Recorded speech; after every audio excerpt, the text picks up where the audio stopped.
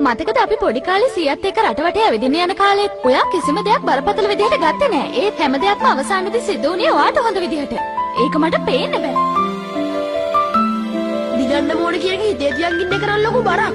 හැමදේම මම විහිළුවක් කියලා හිතා හිටියට වෙලාව ආවම කරන්න ඕන දේ මම කොහොම හරි කරනවා. ඒකද ඔයා හැම වෙලෙම හිතුවක්කාරුනේ.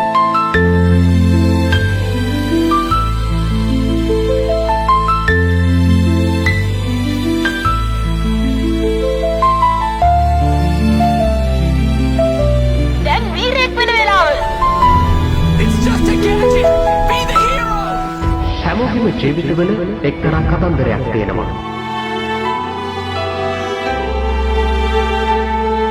හොඳ නරක වගේම විහිළු අපේ ජීවිතවලට ඇතුළත්.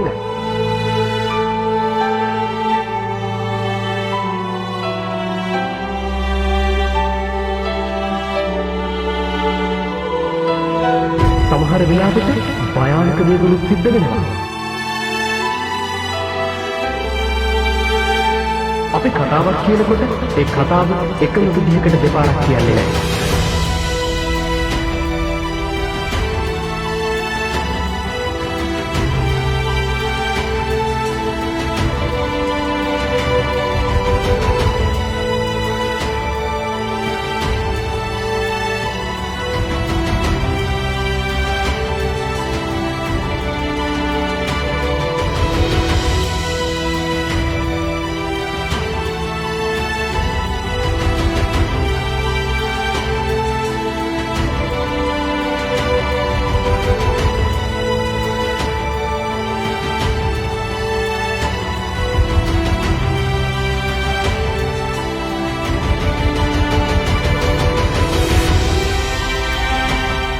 කතාවක් කියන්න ක්‍රම කීපයක්ම තියෙනවා. එතකොටයි කතාව ලස්සන වෙන්නේ.